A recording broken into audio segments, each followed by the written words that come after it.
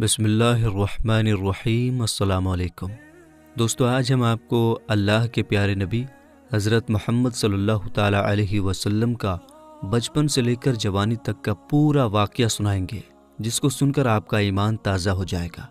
اس لیے آپ سے ریکویسٹ ہے کہ ویڈیو آخر تک ضرور دیکھیے گا۔ دوستو، پہلے عرب کے قبیلوں کا جاہلانہ رواج تھا۔ ہر قبیلے کا اپنا اپنا مذہب تھا اور ان سب کے دیوی دیوتا بھی الگ الگ تھے۔ کوئی مورتی کی پوجا کرتا تھا تو کوئی آگ کی۔ یہودیوں اور عیسائیوں کے بھی قبیلے تھے اور وہ بھی مذہب کے بگاڑ کے شکار تھے۔ اس وقت لوگ اللہ کو چھوڑ کر انسانوں اور پیڑ پہاڑوں کی پوجا کرنے میں لگے ہوئے تھے۔ پورے عرب میں دنگا فساد عام تھا۔ عورتیں اور بچے محفوظ نہیں تھے۔ لوگوں کی جان اور مال کی حفاظت کی کوئی گارنٹی نہیں تھی۔ اس اندھیرے دور سے دنیا کو باہر نکالنے کے لیے اللہ نے حضرت محمد صلی اللہ تعالیٰ علیہ وسلم کو اپنا پیغمبر بنا کر اس دنیا میں بھیجا۔ دوستو، حضور صلی اللہ تعالیٰ علیہ وسلم 12 ربیع الاول 571 عیسوی میں پیر کے دن اور صبح صادق یعنی فجر کے وقت مکہ میں پیدا ہوئے۔ آپ کے پیدا ہوتے ہی آپ کے دادا عبد المطلب آپ کو گود میں اٹھا کر کعبہ شریف میں لے گئے، آپ کے لیے دعائیں کی اور آپ کا نام رکھا محمد۔ پوتے کی پیدائش کی خوشی میں آپ کے دادا نے 7ویں دن اپنے قبیلے کے لوگوں کی دعوت کی۔ لوگوں نے آ کر آپ کے دادا سے پوچھا کہ آپ نے ان کا نام محمد کیوں رکھا ہے؟ تو آپ کے دادا نے جواب دیا کہ میں چاہتا ہوں کہ میرے پوتے پر اسلام کا اثر پڑے، اور آپ کی والدہ سیدہ آمنہ نے آپ کا نام احمد رکھا۔ دوستو، پیغمبر حضرت محمد مصطفیٰ صلی اللہ تعالیٰ علیہ وسلم جب پیدا ہوئے تو آپ کی ختنہ پہلے سے ہی کی ہوئی تھی، اور آپ کی آنکھوں میں سرما بھی لگا ہوا تھا، اور آپ کا تمام بدن پاکیزہ تھا۔ جب آپ کے دادا عبد المطلب نے اپنے پوتے کو ختنہ شدہ اور ناف کٹا ہوا پایا تو وہ بہت زیادہ خوش ہوئے اور فرمایا کہ میرا پوتا بڑی نرالی اور بڑی شان والا ہوگا۔ اور یہی نہیں، جب آپ صلی اللہ تعالیٰ علیہ وسلم پیدا ہوئے تو آپ کی مٹھی مبارک بھی بند تھی، مگر شہادت والی انگلی آسمان کی طرف اٹھی ہوئی تھی، اور ایسا لگ رہا تھا جیسے خدا کی وحدانیت کا اقرار کر رہی ہے۔ دوستو، جب حضرت محمد صلی اللہ تعالیٰ علیہ وسلم پیدا ہوئے تو اس وقت عرب میں یہ رواج ہوا کرتا تھا کہ شہر کے بڑے لوگ اپنے بچوں کو دودھ پلوانے کے لیے اور پلنے بڑھنے کے لیے دیہاتوں میں بھیج دیا کرتے تھے، تاکہ گاؤں دیہات کی کھلی ہوا میں رہ کر ان کا بچہ خوب صحت مند بنے۔ کیونکہ دوستو، اس زمانے میں گاؤں دیہات کا موسم شہروں کے مقابلے زیادہ صاف ستھرا اور زیادہ اچھا ہوا کرتا تھا۔ اسی وجہ سے گاؤں دیہات میں پلے بچے زیادہ صحت مند اور موٹے تازے ہوا کرتے تھے۔ دوستو، اسی رواج کے مطابق پیغمبر حضرت محمد صلی اللہ تعالیٰ علیہ وسلم کو بھی مکہ سے دور طائف کے قریب ایک علاقہ ہے جہاں بنی سعد قبیلہ رہتا ہے، وہاں لے جایا گیا اور ایک دائی کو سونپ دیا گیا جس کا نام دائی حلیمہ تھا، اور وہ بنی سعد قبیلے سے تھی، اس لیے ان کو حلیمہ سعدیہ بھی کہا جاتا ہے۔ دوستو، دائی حلیمہ بہت غریب گھرانے سے تھی، اس لیے انہوں نے آپ صلی اللہ تعالیٰ علیہ وسلم کی پرورش کا ذمہ لیا، یہ سوچ کر کہ 2 سال ان کی پرورش کروں گی تو اس کے بدلے میں مجھے کچھ مال مل جائے گا، تاکہ اس سے ان کی زندگی کا گزر بسر اچھی طرح سے ہو سکے۔ دوستو، جیسے ہی حضرت آمنہ نے اپنے پیارے بیٹے حضرت محمد صلی اللہ تعالیٰ علیہ وسلم کو دائی حلیمہ کے حوالے کیا، اور جو ہی دائی حلیمہ نے آپ صلی اللہ تعالیٰ علیہ وسلم کو اپنی گود میں اٹھایا تو اسی وقت سے دائی حلیمہ کی زندگی میں رحمت اور برکت ہونی شروع ہو گئی۔ دوستو، اس وقت عربوں میں یہ رواج تھا کہ بچے کی پرورش کا ذمہ 2 سال کا ہوا کرتا تھا، اور ہر 6 مہینے کے بعد بچے کو اس کے گھر والوں سے ملانا ہوتا تھا۔ اسی رواج کے مطابق دائی حلیمہ بھی 6 مہینے کے بعد پیغمبر حضرت محمد صلی اللہ تعالیٰ علیہ وسلم کو ان کی ماں سے ملانے کے لیے مکہ پہنچی۔ ان کے ساتھ ان کا شوہر حارث اور ان کا ایک چھوٹا بچہ بھی تھا جو ان کی گود میں تھا۔ وہ بچہ بھوک سے رو رہا تھا کیونکہ حلیمہ بہت کمزور تھی اور کھانے پینے کی کمی بھی تھی، اس وجہ سے دائی حلیمہ دودھ نہیں پلا پا رہی تھی۔ لیکن جیسے ہی انہوں نے اللہ کے پیغمبر حضرت محمد صلی اللہ تعالیٰ علیہ وسلم کو اپنی گود میں اٹھایا اور ان کو دودھ پلانا شروع کیا تو پیغمبر حضرت محمد صلی اللہ تعالیٰ علیہ وسلم نے خوب سیر ہو کر دودھ پیا، اور آپ صلی اللہ تعالیٰ علیہ وسلم کے دودھ پی لینے کے بعد دائی حلیمہ نے اپنے معصوم بچے کو بھی خوب دودھ پلایا۔ یہ دیکھ کر حلیمہ پریشان ہو گئیں کہ یہ کیا معاملہ ہوا۔ وہ جب مکہ آ رہی تھیں تو ان کے پاس دودھ نہیں تھا، مگر جب سے یہ بچہ ان کی گود میں آیا ہے تب سے اللہ کی طرف سے خاص رحمتوں کا آنا شروع ہو گیا ہے۔ دوستو، اس کے بعد دائی حلیمہ اپنے شوہر حارث اور اپنے بچے اور پیغمبر حضرت محمد صلی اللہ تعالیٰ علیہ وسلم کے ساتھ ایک دبلی پتلی سی اونٹنی پر سوار ہو گئیں۔ وہ اونٹنی جب بنی سعد کے قبیلے سے نکل کر مکہ کی طرف آئی تھی تو وہ بہت سستی سے چلتی ہوئی مکہ پہنچی تھی، لیکن اب معاملہ یہ ہوا کہ دائی حلیمہ کی اونٹنی سب سے آگے چل رہی تھی۔ دائی حلیمہ کی سہیلیوں نے اپنی آنکھوں سے دیکھا کہ دائی حلیمہ کی یہ وہی اونٹنی تھی جو مکہ میں بڑی سستی سے آئی تھی۔ اب اس اونٹنی کو آخر کیا ہو گیا کہ وہ اب بڑی رفتار سے چل رہی تھی۔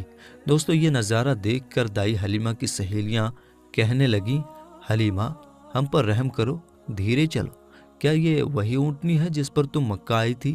تو یہ سن کر دائی حلیمہ کہنے لگیں کہ جب سے یہ بچہ میری گود میں آیا ہے تب سے معلوم نہیں عجیب عجیب سے واقعے میرے ساتھ ہونے لگے ہیں۔ دوستو، اس کے بعد دائی حلیمہ کی زندگی میں رحمتوں اور برکتوں کا سلسلہ چلتا رہا، اور ایسے کرتے کرتے 2 سال پورے ہونے کو آ گئے، یعنی کہ بچے کی پرورش کا ذمہ پورا ہونے کو آ گیا۔ جو ایگریمنٹ ہوا تھا وہ پورا ہو رہا تھا۔ خیر اور برکتوں کا سلسلہ دائی حلیمہ نے ان 2 سالوں میں اپنی زندگی میں خوب دیکھا۔ اس وجہ سے ان کا دل نہیں چاہ رہا تھا کہ وہ اس نورانی بچے کو واپس اس کے گھر والوں کو سونپ دے، مگر دستور کے مطابق 2 سال کے بعد اس کو واپس سونپنا ہی تھا۔ اس لیے 2 سال کے بعد دائی حلیمہ پیغمبر حضرت محمد صلی اللہ تعالیٰ علیہ وسلم کو اپنے ساتھ لے کر مکہ کی طرف نکل پڑی۔ جب وہ مکہ میں پہنچی تو حضرت آمنہ سے کہنے لگی کہ آپ کا بچہ بڑا ہی برکتوں اور رحمتوں والا بچہ ہے۔ جب سے یہ بچہ میری گود میں آیا ہے تب سے میری تو زندگی ہی بدل گئی ہے۔ میری زندگی میں برکتوں رحمتوں کا دور شروع ہو گیا ہے۔ اس لیے میری آپ سے گزارش ہے کہ آپ تھوڑے دن اس بچے کو میرے پاس رہنے دیں، میں تھوڑے دن اس کی پرورش کرنا چاہتی ہوں۔ تو یہ سن کر حضرت آمنہ نے پہلے تو انکار کر دیا، مگر دائی حلیمہ کے بار بار کہنے پر حضرت آمنہ تیار ہو گئیں اور کہنے لگیں کہ تھوڑے دن اور اپنے پاس رکھ لو، پھر واپس آ کر مجھے دے جانا۔ اس طرح سے دائی حلیمہ آپ صلی اللہ تعالیٰ علیہ وسلم کو واپس اپنے ساتھ لے گئیں۔ دوستو، ایسے کرتے کرتے پیغمبر حضرت محمد صلی اللہ تعالیٰ علیہ وسلم کی عمر مبارک 4 سال کی ہو گئی۔ جب آپ کی عمر مبارک 4 سال کی ہوئی تو ایک دن آپ دائی حلیمہ کے گھر کے باہر کچھ بچوں کے ساتھ کھیل رہے تھے۔ ان میں حلیمہ سعدیہ کا ایک بیٹا جو پیغمبر حضرت محمد صلی اللہ تعالیٰ علیہ وسلم کا دودھ شریک بھائی بھی تھا۔ وہ سب کھیل رہے تھے کہ اچانک آپ زمین پر گر گئے اور آپ کے چہرے اور جسم کا رنگ پوری طرح سے بدل گیا۔ دوستو، اتہاس کی کتابوں میں ہے کہ اس وقت حضرت جبریل علیہ السلام پہلی بار پیغمبر حضرت محمد صلی اللہ تعالیٰ علیہ وسلم سے ملنے آئے تھے۔ جیسے ہی حضرت جبریل آپ کے پاس آئے تو آپ کو زمین پر لٹا کر آپ کے سینے کو چاک کر دیا، یعنی کہ آپ کے سینے کو چیر دیا اور آپ کے دل کو باہر نکال لیا۔ اس کے بعد آپ کے دل کو زمزم کے پانی سے دھویا اور آپ کے دل پر جو ایک کالے رنگ کا چھوٹا سا لوتھڑا تھا اس کو ہٹا دیا اور یہ کہا کہ آج سے شیطان کے حصے کو دور کر دیا، اور اس کے بعد آپ کے دل کو واپس آپ کے سینے میں رکھ دیا۔ دوستو، ادھر یہ دیکھ کر آپ کے ساتھ کھیل رہے بچے گھبرا گئے کہ آپ کو کیا ہو گیا۔ اس لیے وہ دوڑے دوڑے دائی حلیمہ کے پاس پہنچ گئے اور کہنے لگے کہ محمد کا کسی نے قتل کر دیا ہے۔ تو یہ سن کر دائی حلیمہ بہت گھبرا گئیں اور پریشان ہو اٹھی اور بھاگتی ہوئی سوچنے لگی کہ مجھے 2 سال کے بعد ہی اس کو اس کی ماں کو دے دینا چاہیے تھا، اب اس کی ماں کو میں کیا منہ دکھاؤں گی۔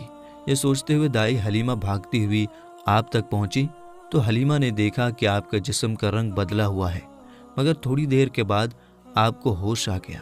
یہ دیکھ کر حلیمہ کی جان میں جان آئی اور کہنے لگی اب اس کو اور نہیں رکھوں گی اپنے پاس۔ اس کے بعد دائی حلیمہ مکہ پہنچی اور پیغمبر محمد صلی اللہ تعالیٰ علیہ وسلم کو حضرت آمنہ کے حوالے کر دیا۔ دوستو، اس کے بعد 4 سال کی عمر کے بعد آپ اپنی ماں حضرت آمنہ کے پاس رہنے لگے۔ اس کے بعد زندگی کے دن بیتتے چلے گئے۔ سن 575 یا 576 میں جب آپ کی عمر 5 اور 6 سال کے بیچ ہوئی تب آپ اپنی ماں حضرت آمنہ کے ساتھ اور اپنے دادا عبد المطلب کے ساتھ مدینہ کی طرف نکلے۔ مدینہ میں آپ کے لیے 2 خاص باتیں تھیں۔ ایک تو یہ کہ مدینہ میں آپ کے والد حضرت عبداللہ کی قبر مبارک تھی، اور دوسری بات یہ تھی کہ مدینہ میں آپ کے دادا عبد المطلب کا ننھال بھی تھا۔ دوستو، اس زمانے میں سفر 1 مہینے یا 1.5 مہینے کا ہوا کرتا تھا، اس لیے آپ کا یہ سفر بھی تقریباً مہینے بھر کا تھا۔ 1 مہینے کے بعد جب آپ پلٹ کر واپس مکہ کی طرف آ رہے تھے تو آپ کی زندگی میں جو واقعہ پیش آیا اسے دیکھ کر آپ کے دادا عبد المطلب بھی رونے لگے۔ اللہ کے پیغمبر حضرت محمد صلی اللہ تعالیٰ علیہ وسلم کو اپنے بچپن کی عمر میں ہی آپ کو دوسرا بڑا جھٹکا لگا اور اللہ نے آپ کو ایک اور آزمائش میں ڈال دیا۔ دوستو، ہوا یہ کہ آپ جب 1 مہینے کے بعد مدینہ سے واپس مکہ آ رہے تھے تو راستے میں ہی آپ کی والدہ حضرت آمنہ کی طبیعت بگڑ گئی اور وہ بری طرح سے بیمار پڑ گئیں، اور اس کے بعد ان کا انتقال ہو گیا۔ مکہ اور مدینہ کے بیچ الابوا نام کی ایک جگہ ہے، وہیں پر حضرت آمنہ کو دفن کیا گیا، اور اس طرح سے آپ 6 سال کی عمر میں ہی یتیم ہو گئے۔ آپ کی اس حالت کو دیکھ کر آپ کے دادا عبد المطلب بہت پریشان ہوئے اور وہ رونے لگے۔ ایک تو یہ کہ آپ کی پیدائش کے کچھ دن پہلے آپ کے والد حضرت عبداللہ کا انتقال ہو گیا تھا، اور اب دوسرا جھٹکا یہ لگا کہ آپ کی عمر ابھی 6 سال کی بھی نہیں ہوئی تھی کہ آپ کی والدہ کا بھی انتقال ہو گیا۔ یہ دیکھ کر آپ کے دادا عبد المطلب کو بہت دکھ ہوا، مگر وہ بھی کیا کرتے، ایک دن تو سب کو مرنا ہے۔ اس کے بعد آپ کے دادا عبد المطلب نے آپ کو اپنی گود میں اٹھایا اور مکہ کی اور چل پڑے، اس فکر کے ساتھ، اس سوچ کے ساتھ کہ آخر اس معصوم سے بچے کے ساتھ ایسا کیوں ہو رہا ہے۔ دوستو، آپ ذرا سوچ کر دیکھیے کہ ان بچوں پر کیا بیتتی ہوگی جو بچپن میں ہی یتیم ہو جاتے ہیں، جن کے والد اور والدہ کا انتقال بچپن میں ہی ہو جاتا ہے۔ اس کے بعد ایسے بچوں کو لوگ دھتکار بھری نظروں سے دیکھتے ہیں، پھر ایسے بچوں کے ساتھ اچھا برتاؤ بھی نہیں کیا جاتا۔ مگر آپ کے ساتھ اللہ کی مدد تھی، جیسا کہ اللہ نے خود قرآن پاک میں ارشاد فرمایا ہے کہ آپ کے یتیم ہونے پر اللہ کی مدد آپ کے ساتھ تھی۔ اسی وجہ سے آپ کے ساتھ اچھا معاملہ پیش آیا اور اللہ نے آپ کو سہارا دیا۔ دوستو، اس کے بعد آپ کے دادا عبد المطلب آپ کو غم کے ساتھ لے کر مکہ میں پہنچے۔ آپ کے گھر کے اندر غم کا ماحول تھا۔ ابو طالب جو آپ کے چچا تھے وہ آپ کو اس حالت میں دیکھ کر رونے لگے۔ ابو طالب آپ کو بہت چاہتے تھے، اور عبد المطلب بھی اپنے بیٹوں سے زیادہ اور اپنے پوتوں سے زیادہ پیغمبر حضرت محمد صلی اللہ تعالیٰ علیہ وسلم کو چاہتے تھے۔ دوستو، ہم آپ کو بتا دیں کہ عبد المطلب وہ شخص تھے جو قریش کے بہت بڑے سردار تھے۔ ان کی لوگ سب سے زیادہ عزت کیا کرتے تھے۔ کعبہ کی چھاؤں میں ان کے لیے ایک خاص فرش بچھایا جاتا تھا جس پر صرف وہی اکیلے بیٹھتے تھے، کسی دوسرے کو اس پر بیٹھنے کی اجازت نہیں ہوتی تھی۔ اللہ کے پیغمبر حضرت محمد صلی اللہ تعالیٰ علیہ وسلم ابھی چھوٹے تھے، کھیلتے کھیلتے وہاں پر آ جایا کرتے تھے اور آ کر اس پر بیٹھ جایا کرتے تھے، اور حضرت عبد المطلب کے ساتھی آگے آتے تاکہ ان کو اٹھا کر وہاں سے الگ بٹھا دیا جائے، لیکن عبد المطلب ان کو روکتے تھے اور کہتے تھے کہ یہ میرا پوتا ہے اور اسے بیٹھنے دو۔ پھر آپ کے دادا آپ کے سر پر اور آپ کی پیٹھ پر ہاتھ پھیرتے اور آپ کو اپنے پاس بٹھا لیتے تھے۔ دوستو، کہنے کا مطلب یہ ہے کہ آپ کے دادا عبد المطلب کے دل میں آپ کے لیے محبت کوٹ کوٹ کر بھری ہوئی تھی۔ آپ کی وہ ہر خواہش کا خیال رکھتے تھے، آپ کی ہر ضرورت کو وہ پورا کیا کرتے تھے، آپ کو کسی بھی طرح کی کوئی تکلیف نہیں ہونے دیتے تھے۔ وہ ہمیشہ آپ کو اپنے ساتھ رکھتے، اپنے ساتھ میں گھماتے پھراتے اور ہمیشہ آپ کو خوش رکھتے۔ دوستو، ایسا کرتے کرتے دن بیتتے چلے گئے۔ اب آپ کی عمر مبارک 8 سال کی ہو گئی، مگر سوچیے اللہ کے نبی نے کیسی کیسی آزمائشوں سے گزر کر اپنے زندگی کا سفر پورا کیا۔ اب آپ کی عمر مبارک 8 سال 2 مہینے 10 دن کی ہوئی تو ایک دن اچانک آپ کے دادا عبد المطلب کا بھی انتقال ہو گیا۔ مرتے وقت آپ کے دادا نے آپ کی پرورش کا ذمہ ابو طالب کو سونپ دیا۔ ابو طالب آپ کے سگے چچا تھے۔ دوستو، ذرا سوچئے اس بچے پر کیا گزرتی ہوگی جس کے بچپن میں نہ تو ماں کا ساتھ ہوتا ہے اور نہ ہی باپ کا ساتھ، ایک دادا کا سہارا ہوتا ہے، وہ بھی چلا جاتا ہے۔ اس کے بعد آپ کی پرورش کا ذمہ آپ کے چچا ابو طالب اٹھاتے ہیں۔ دوستو، اس کے بعد ابو طالب نے آپ کو سہارا دیا، آپ کی ہر طرح سے حفاظت کی، آپ کی دشمنوں سے، تلوار سے، ہر طرح سے آپ کو محفوظ رکھا اور آخری سانس تک آپ کی مدد کرتے رہے۔ حالانکہ ابو طالب پیسے والے نہیں تھے، پھر بھی آپ کو کسی بھی بات کی کمی محسوس نہیں ہونے دی۔ آپ جس بھی چیز کی خواہش کرتے تھے آپ وہ پوری کر دیتے تھے۔ میرے دوستو، اس کے بعد دن بیتتے چلے گئے۔ ابو طالب جب بھی کسی سفر پر جاتے تو آپ حضرت محمد صلی اللہ تعالیٰ علیہ وسلم کو اپنے ساتھ لے کر جاتے، کیونکہ اس زمانے میں سفر بہت لمبا ہوا کرتا تھا، 1-1.5 مہینے کا سفر ہوتا تھا، اور ابو طالب نہیں چاہتے تھے کہ یہ معصوم سا بچہ جس کے نہ والد نہ والدہ کا سہارا ہے، نہ کوئی دادا کا سہارا ہے، اس کو کسی اور کے بھروسے چھوڑ کر جاؤں اور اس کو تکلیف ہو۔ دوستو، ایک بار ابو طالب اپنے قافلے کے ساتھ ملک شام کی طرف تجارت کے لیے روانہ ہوئے۔ یاد رکھیں، پہلے عرب میں جو لوگ تھے، خاص کر کے قریش کے لوگوں کا امپورٹ ایکسپورٹ کا بزنس تھا، یعنی کہ وہ ایک جگہ سے سامان خریدتے تھے اور دوسرے جگہ پر لے جا کر اس کو بیچ دیتے تھے۔ اس طرح سے وہ لوگ سامان خریدتے اور بیچتے تھے۔ اسی کام کے سلسلے میں ابو طالب اپنے قافلے کے ساتھ ملک شام کی طرف نکلے۔ ساتھ میں آپ نے حضرت محمد صلی اللہ تعالیٰ علیہ وسلم کو بھی لے لیا اور آپ کو ایک اونٹنی پر سوار کر دیا۔ ابو طالب کا جب یہ قافلہ ملک شام کے بارڈر پر پہنچا تو رات ہو چکی تھی، اس لیے انہوں نے وہیں پر اپنا پڑاؤ ڈالا تاکہ وہ وہیں پر رات گزار سکیں اور اپنی تھکان دور کر سکیں۔ دوستو، ہم آپ کو بتا دیں کہ اس زمانے میں راہب ہوا کرتے تھے جو ایک جگہ سے دوسری جگہ پیدل جایا کرتے تھے۔ اس زمانے میں ایک عیسائی راہب تھا، یعنی کہ کرسچن راہب تھا، جو لوگوں کی رہنمائی کرتا تھا۔ وہ کبھی اپنے گھر سے باہر نہیں نکلتا تھا، یعنی کہ وہ ہمیشہ اپنے گھر کے اندر ہی رہتا تھا۔ جب اس کو معلوم چلا کہ ان کے سامنے کسی نے پڑاؤ ڈالا ہے تو وہ دوڑتا ہوا ان کے پاس آیا اور پیغمبر حضرت محمد صلی اللہ تعالیٰ علیہ وسلم کو لے لیا اور ابو طالب سے کہنے لگا کہ یہ بچہ ساری دنیا کا سردار بن کر آیا ہے۔ اس کی یہ بات سن کر ابو طالب حیران ہوئے اور پوچھنے لگے کہ تمہیں کیسے پتا؟ تم کو کس نے بتایا ہے کہ یہ بچہ ساری دنیا کا سردار بن کر آیا ہے؟ تو اس راہب نے کہا کہ جب تم اس گھاٹی سے ادھر اس گھاٹی میں آ چکے تھے تو اس گھاٹی میں ایسا کوئی بھی درخت اور پتھر نہیں تھا جو اس بچے کو دیکھ کر نہ جھکا ہو، اور پتھر اور درخت صرف انہی لوگوں کے آگے جھکتا ہے جس کو اللہ اپنا پیغمبر بنا کر بھیجتا ہے۔ اس کے بعد وہ کہنے لگا، تم اس بچے کو ملک کے ساتھ ساتھ لے کر مت جانا، کیونکہ آگے یہودیوں سے ان کو خطرہ ہے، کہیں وہ اس کا قتل نہ کر دیں، اور میں اس بچے کو اچھی طرح سے پہچانتا ہوں کیونکہ تورات اور انجیل میں ان کے رسول ہونے کا ذکر آیا ہے، اور میں اس بچے کو اچھی طرح سے پہچانتا ہوں۔ ان کی پیٹھ کے نیچے ایک سیب کی طرح جو نبوت کی مہر لگی ہے، اس مہر سے بھی میں ان کو پہچانتا ہوں، لہٰذا تم انہیں ملک شام لے کر مت جانا۔ دوستو، اب ابو طالب کو اس راہب کی باتوں پر یقین آ چکا تھا کہ وہ جو کہہ رہا ہے بالکل سچ کہہ رہا ہے۔ اس کے بعد ابو طالب نے کسی شخص کے ذریعے سے پیغمبر محمد صلی اللہ تعالیٰ علیہ وسلم کو واپس مکہ میں پہنچا دیا، کیونکہ ابو طالب کو اب یہ معلوم ہو چکا تھا کہ یہ جو بچہ ہے یہ کوئی معمولی بچہ نہیں ہے، یہ بچہ خاص مرتبے والا بچہ ہے۔ اس کے بعد ابو طالب آپ کی پرورش اور آپ کی حفاظت کے معاملے میں اور زیادہ چوکنا ہو گئے اور آپ کی ہر طرح سے حفاظت کرنے لگے۔ اس کے بعد جب آپ جوان ہو گئے تو آپ صلی اللہ تعالیٰ علیہ وسلم کی سچائی اور ایمانداری کو دیکھ کر ایک بار حضرت خدیجہ رضی اللہ تعالیٰ عنہا نے آپ کو اپنا مال دے کر شام میں تجارت کے لیے بھیجا اور ساتھ میں اپنے ایک غلام کو بھی لگا دیا۔ اللہ کے فضل و کرم سے تجارت میں بہت فائدہ ہوا۔ حضرت خدیجہ کے غلام جن کا نام مسیرہ تھا، انہوں نے بھی آپ کی ایمانداری اور اچھے اخلاق کی خوب تعریف کی۔ یہ دیکھ کر حضرت خدیجہ آپ کی طرف مائل ہوئے، یعنی کہ حضرت خدیجہ آپ صلی اللہ تعالیٰ علیہ وسلم سے بہت پربھاوت ہوئی، اور اس کے بعد آپ نے خود ہی پیغمبر محمد صلی اللہ تعالیٰ علیہ وسلم کو نکاح کرنے کا پیغام بھیجا۔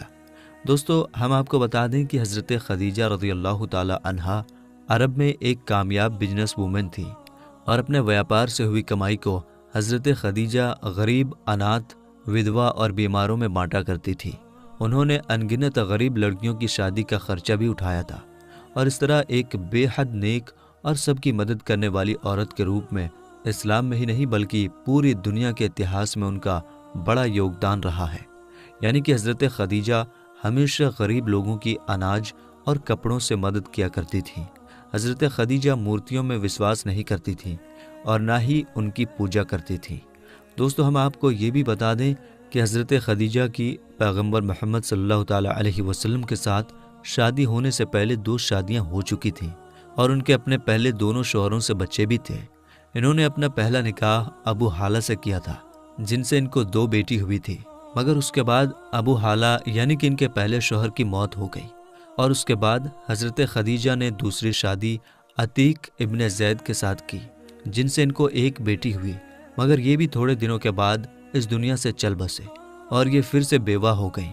ان کے بعد عرب کے بڑے بڑے تاجداروں نے، سرداروں نے خدیجہ کے ساتھ شادی کی پیشکش کی، مگر حضرت خدیجہ راضی نہ ہوئے، یہاں تک کہ اللہ تعالیٰ نے آپ کو پیغمبر محمد صلی اللہ تعالیٰ علیہ وسلم کی طرف مائل کر دیا۔ دوستو، اس کے بعد حضرت خدیجہ نے پیغمبر محمد صلی اللہ تعالیٰ علیہ وسلم کی ایمانداری اور تجارتی سفر کو دیکھ کر تیسرے نکاح کا پیغام آپ نے خود ہی اپنی ایک خاص سہیلی جس کا نام نفیسہ تھا، اس کے ذریعے آپ نے پیغمبر محمد صلی اللہ تعالیٰ علیہ وسلم کے پاس نکاح کا پیغام بھیجا۔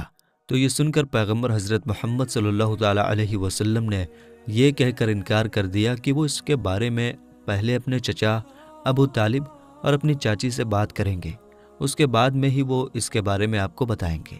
دوستو، اس کے بعد پیغمبر حضرت محمد صلی اللہ تعالیٰ علیہ وسلم نے اس پیغام کے بارے میں اپنے چچا ابو طالب سے بات کی، یعنی کہ ان کو اس پیغام کے بارے میں بتایا۔ تو یہ سن کر آپ کے چچا ابو طالب بہت زیادہ خوش ہوئے اور نکاح کروانے کے لیے راضی ہو گئے اور آپ کو اجازت دے دی۔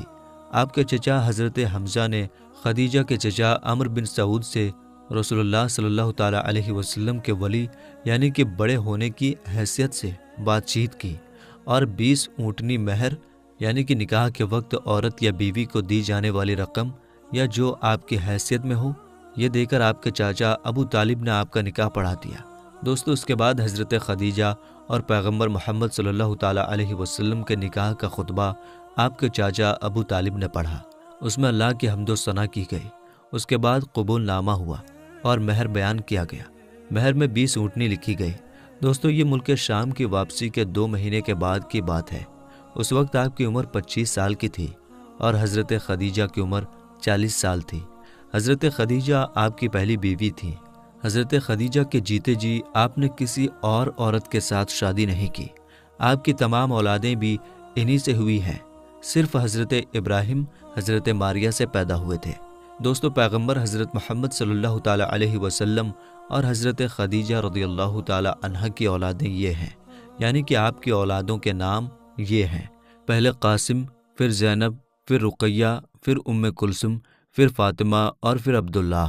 آپ کے تمام لڑکے بچپن میں ہی انتقال کر گئے تھے، البتہ آدھی بچیوں نے آدھی نبوت کو پایا، ایمان لائی اور ہجرت بھی کی، اور سب کی سب آپ کی زندگی میں ہی انتقال کر گئی۔ صرف حضرت فاطمہ رضی اللہ تعالیٰ عنہا آپ کے اس دنیا سے پردہ فرما جانے کے 6 مہینے بعد اس دنیا سے رخصت ہوئیں۔ حضرت خدیجہ رضی اللہ تعالیٰ عنہا آپ کی پہلی بیوی ہیں۔ جب آپ صلی اللہ تعالیٰ علیہ وسلم پر پہلی آیت نازل ہوئی تو رسول اللہ صلی اللہ تعالیٰ علیہ وسلم نے سب سے پہلے آپ کو بتایا۔ اسلام قبول کرنے والی میں حضرت خدیجہ پہلی خاتون ہیں۔ اسلام کو پھیلانے میں نہ صرف آپ نے ساتھ دیا بلکہ مالی طور پر بھی آپ نے بڑھ چڑھ کر حصہ لیا۔ دوستو، پیغمبر حضرت محمد صلی اللہ تعالیٰ علیہ وسلم حضرت خدیجہ رضی اللہ تعالیٰ عنہا سے بہت محبت کیا کرتے تھے، اور ان کے ہوتے ہوئے یعنی کہ حضرت خدیجہ کے جیتے جی آپ نے دوسری شادی نہیں کی تھی۔ حضرت خدیجہ اور پیغمبر محمد صلی اللہ تعالیٰ علیہ وسلم کا ساتھ تقریباً 25 سال تک رہا۔ اللہ کے پیغمبر حضرت محمد صلی اللہ تعالیٰ علیہ وسلم نے فرمایا کہ خدیجہ دنیا کی بہترین عورتوں میں سے ہے۔ آپ رضی اللہ تعالیٰ عنہا کی وفات کے بعد بھی پیغمبر حضرت محمد صلی اللہ تعالیٰ علیہ وسلم اکثر آپ کو یاد کیا کرتے تھے اور آپ کی سہیلیوں کو ہدیہ بھجواتے رہتے تھے۔ دوستو، پیغمبر حضرت محمد صلی اللہ تعالیٰ علیہ وسلم کی تمام اولادیں یعنی کہ آپ کے 6 بچے حضرت خدیجہ سے ہی ہیں، سوائے حضرت ابراہیم رضی اللہ تعالیٰ عنہ کے۔ حضرت خدیجہ کی قبر مبارک جنت المعلیٰ مکہ میں ہے۔ جس سال حضرت خدیجہ رضی اللہ تعالیٰ عنہا اور آپ کے چاچا ابو طالب کا انتقال ہوا تھا، اس سال کو آپ نے غم کا سال قرار دیا۔ میرے دوستو، اعلان نبوت سے پہلے اللہ کے پیغمبر حضرت محمد صلی اللہ تعالیٰ علیہ وسلم کچھ کھانے پینے کا سامان اپنے ساتھ لے کر غار حرا کی پہاڑی پر چلے جایا کرتے تھے اور وہاں جا کر اللہ کی عبادت کرتے تھے، یعنی کہ اللہ کی عبادت میں مشغول رہتے تھے۔ یہ سلسلہ کافی دنوں تک ایسے ہی چلتا رہا۔ यानी कि काफ़ी दिनों तक आप इसी तरह से गार हिरा की पहाड़ी पर जाकर अल्लाह की इबादत करते रहे।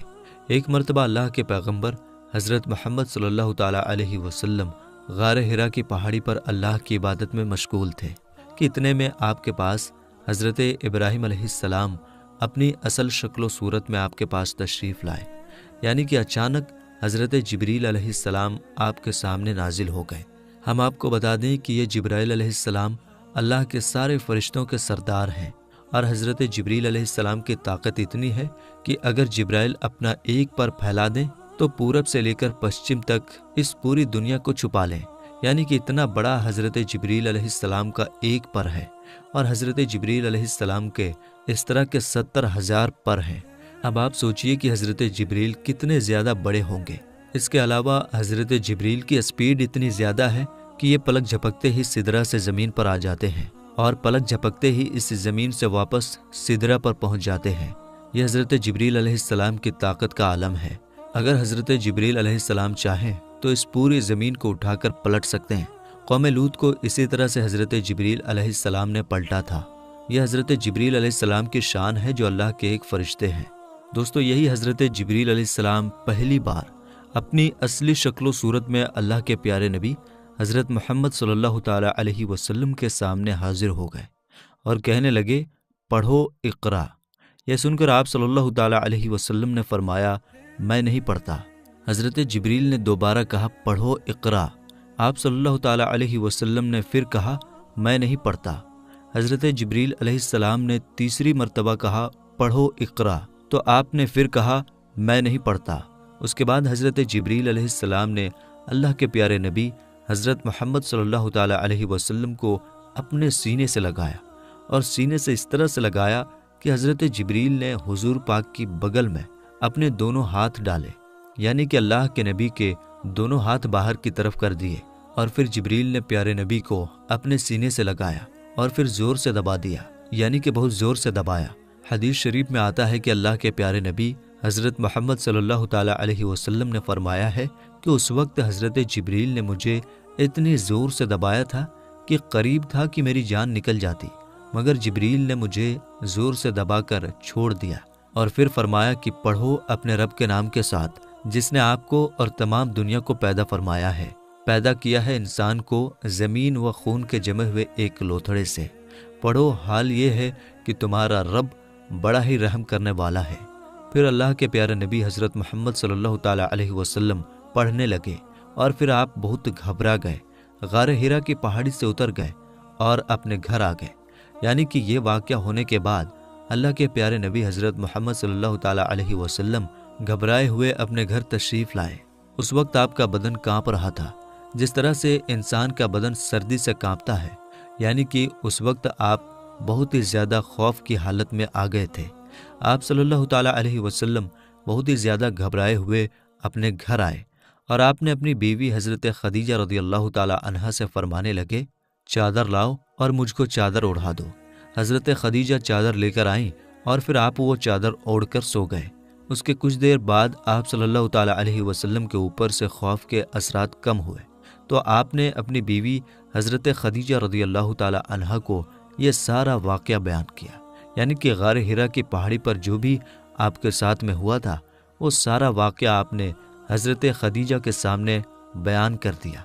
ये वाक़या सुनकर हज़रत खदीजा ने फरमाया कि आपके ऊपर ये कोई शैतानी काम नहीं हो सकता है, क्योंकि आपने तो हमेशा गरीबों की मदद की है, आपने तो हमेशा बेवाओं को सहारा दिया है, आप तो हमेशा यतीमों के सहारे बने हो, आपने हमेशा बेसहारा लोगों की मदद की है, इसलिए आपके साथ में अल्लाह ताला कभी कुछ गलत नहीं होने दे सकता, आपको अल्लाह कभी इस तरह से ज़ाया नहीं करेगा। दोस्तों, उसके बाद में हज़रत खदीजा अल्लाह के प्यारे नबी हज़रत मोहम्मद सल्लल्लाहु ताला अलैहि वसल्लम को साथ में लेकर अपने चचाजाद भाई हज़रत बराक इब्न नौफिल के पास पहुँचे, जो कि उस वक्त यहूदियों के एक बहुत बड़े आलिम हुआ करते थे।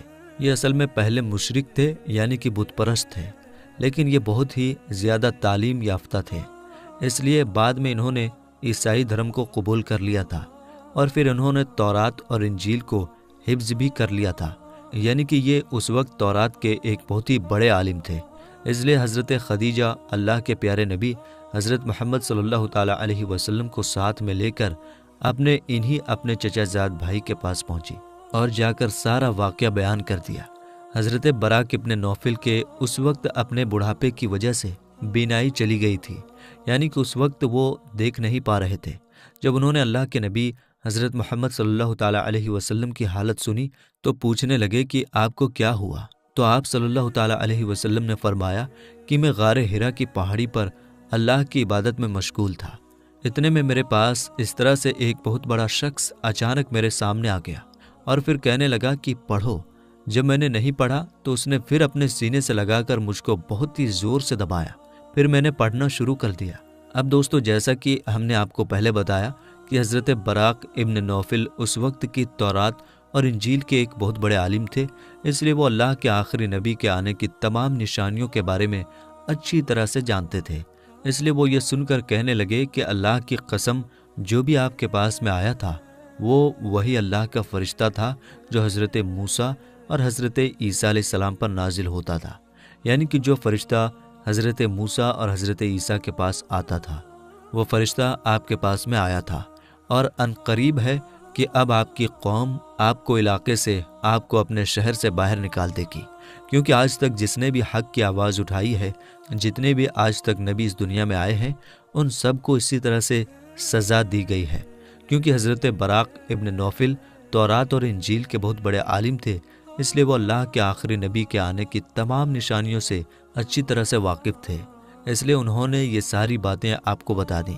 اور انہوں نے اس سے پہلے حضرت خدیجہ سے بھی یہ سن چکے تھے کہ وہ پیغمبر حضرت محمد صلی اللہ تعالیٰ علیہ وسلم سے نکاح بھی اس لیے کیا تھا کہ آپ سچے ہیں، آپ امانت دار ہیں۔ یہ ساری باتیں بتا کر پھر حضرت براق ابن نوفل فرمانے لگے، اگر میں اس وقت تک زندہ رہا تو میں تمہاری ضرور مدد کروں گا۔ اس کے بعد یہ سن کر وہیں پر حضرت خدیجہ نے آپ کا پہلا کلمہ پڑھ لیا، یعنی کہ حضرت خدیجہ پہلی خاتون تھیں جو آپ پر ایمان لے آئی، اور دوسرے حضرت براق ابن نوفل تھے جس نے آپ صلی اللہ تعالیٰ علیہ وسلم کی تصدیق کی، یعنی آپ کے بارے میں بتایا، یعنی کہ دوسرا کلمہ انہوں نے پڑھا۔ تو میرے دوستو، آگے کا واقعہ انشاءاللہ ہم اپلوڈ کریں گے، اس لیے چینل کو ضرور سبسکرائب کر لیجیے گا۔ ملیں گے انشاءاللہ تعالیٰ اگلی ویڈیو میں۔ السلام علیکم، اللہ حافظ۔